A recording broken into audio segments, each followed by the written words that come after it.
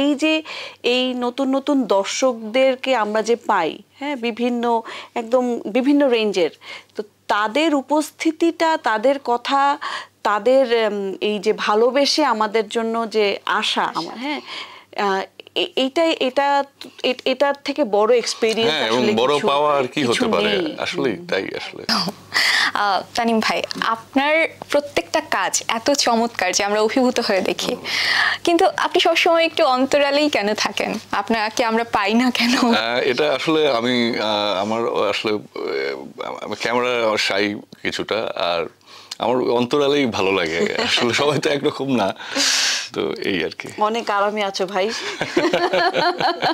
আর আমি ডিরেক্টর, আমি তো পেছনেই থাকবো। আমার সামনে আমার যা বলার আছে সেটা কিন্তু আমি আমার কাজের মাধ্যমে বলছি। যেমন আমার ছবি আছে, তো সেটা দিয়েই তো আসলে আমার মনে হয় যে আমি মানুষের সাথে যোগাযোগ স্থাপন করতে পারছি, আমি কি বলতে যাচ্ছি সেটা বলতে পারছি। তো ঠিক ক্যামেরার সামনে এসে তো আসলে বলার দরকার নাই, বা কাজেই আসলে। জি, আপনি যখন একজন লেখক, তো আপনি তো আপনার লিখে দিয়েই তো আসলে আপনি কি রকম ভাবছেন আপনি আপনার পাঠকের সাথে, এক্স্যাক্টলি সেটাই তো।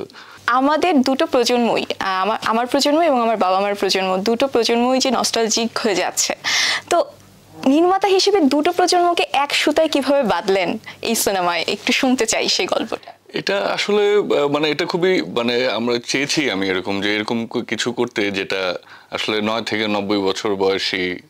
মোনালিসা হেভি ফ্লো 15 পিস প্যাকেটের সাথে 8 পিসের একটি প্যাকেট একদম ফ্রি, যে কেউ দেখতে পারে আর কি, বা সেটা মাথায় রেখে। আরেকটা বিষয় হচ্ছে যে আমি যখন ছোট ছিলাম তখন কিন্তু আমি আমার পরিবারের সাথে সিনেমা দেখতে যেতাম। পরবর্তীতে তো আসলে সালমান শাহ যখন ছিল তখন আমার মনে আছে আমি স্কুলে পড়তাম, আমরা অনেক ছবি দেখছি, বা ইভেন আমার প্রথম ছবি আমার মনে আছে যে শাবানার বোধহয় একটা ছিল, উনি পুলিশ অফিসার ছিলেন, হ্যাঁ, বেশ অ্যাকশনও ছিল।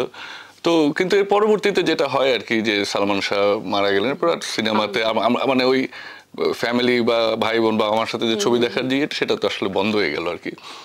তো সেটাও একটা জিনিস কাজ করেছে যে আমি চাচ্ছিলাম যে আবার যদি এরকম ওই আমি যেভাবে দেখতাম, এটা পারিবারিক, এখন তো সব মোবাইলেই দেখে ফেলছে, বা ল্যাপটপে, বা ইন্ডিভিজুয়াল ভিউইংটা আসলে বেশি। তো ওই জায়গা থেকে আসলে চিন্তা করা যে সবাই আবার ওরকম পরিবার নিয়ে দেখুক আর কি, এরকম কিছু আর কি।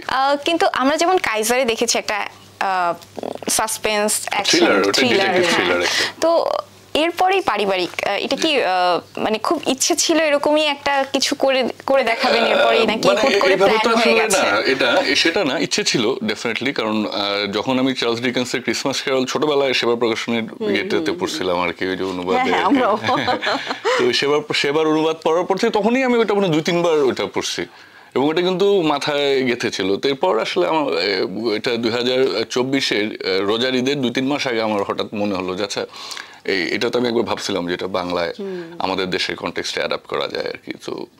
তো তখন আসলে এটা প্রথম এটা স্টার্ট করি অ্যান্ড লেখা শুরু করি। গল্পটা হচ্ছে যে বাংলাদেশের কনটেক্সটে আমার যারা রাইটার এখানে আছেন, আয়মান আসিফ স্বাধীন এবং সামিউল ভুইয়া, ওদের সাথে শেয়ার করি, এবং ওরা দুইজন তো লেখা শুরু করে দেয়। আমার সাথে আরেকজন ছিলেন সুষমা সরকার, যে স্টোরি কাহিনীকার ছিলেন। তো যাই হোক, এভাবেই আসলে এটার শুরুটা হয়েছিল।